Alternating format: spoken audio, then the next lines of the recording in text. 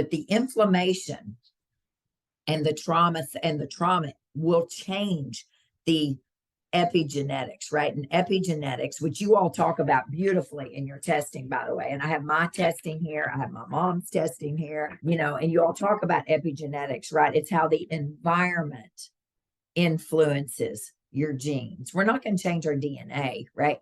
But your environment, just like I said, no one is born, or most people aren't born with autoimmune disease, right? I wasn't born with lupus.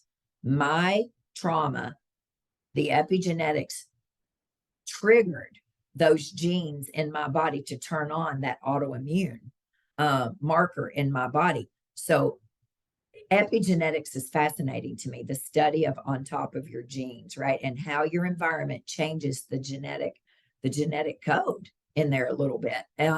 And it can turn on or turn off things. And it's fascinating to me.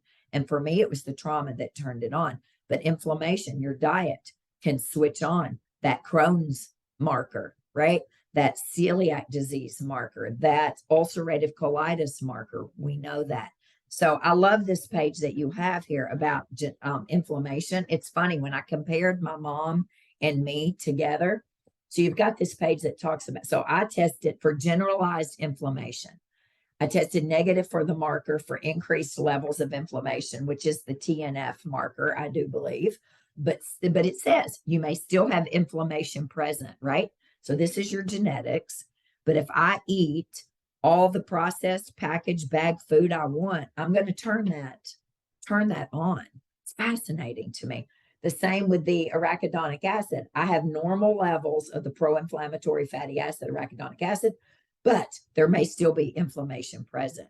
My mother actually has higher levels of the pro-inflammatory acid in there. She's at risk for higher levels of it. And she clearly turned it on with her diet, her lifestyle, her trauma, and all of that. It's fascinating to me comparing my mother and me,